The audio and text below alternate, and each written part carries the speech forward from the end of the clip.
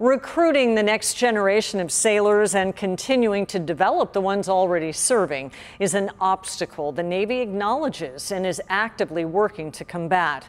Last fiscal year, the Navy beat its active duty enlisted goal by more than 150 recruits. But it only met about 66% of its active duty officer goal.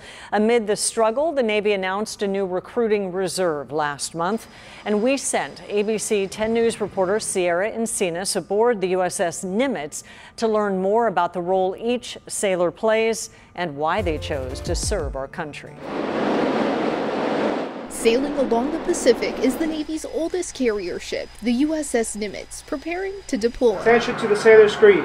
On board are hundreds of sailors, I will support and defend the Constitution of the United States. each with a specific job, whether it's in the kitchen feeding sailors, working on the flight deck, or cutting hair like Nehemiah Alston. It's cool because when I'm cutting hair, everyone likes to talk, so everyone has a different side of the story. So I know so much from so many people and get so much culture and different backgrounds. It's a full circle moment for the San Diego native. He's following in the footsteps of his mom, who also served in the Navy. The crazy part is she was, but I did too back when she was in the Navy. He cuts the hair of sailors like Lazarus Fruit. He works on the deck. I specifically work on maintenance, DCPO, so that ranges from fire stations, doors, CO2 bottles, then also standing watch. While there are hundreds of sailors on board the USS Nimitz, the Navy needs more. It's working to combat recruitment woes that the branch says is caused by a competitive market. Last fiscal year, the Navy didn't meet its goals for active duty or reserve officers, but it did exceed its goal for active duty enlisted sailors. I'm a United States sailor, and not many people can say that they are. I mean, that's 1% of our population. Ford says he enlisted because he was at a crossroads. It was either finish a biochemistry degree or serve his country. Kind of had my, I call it midlife crisis on what I wanted to do with my life. And I realized that the military was something that I'd always been interested in. I just kind of got steered away from it. And that opportunity to join was still there.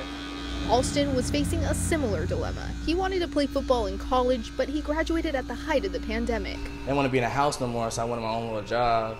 So I was like, you know what, I looked in the military, I looked at all branches.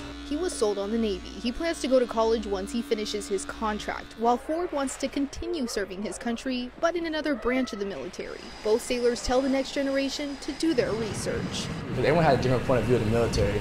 So I would say talk to different people, get all point of view, and if you like what you're hearing, enjoy. Sierra Encinas, ABC 10 News. As for the Marine Corps, local recruiters tell us they're looking for quality over quantity. They say while requirements have become more difficult, they're looking for people with goals, which is something a local recruiter is coming in with after a stint in the sales industry.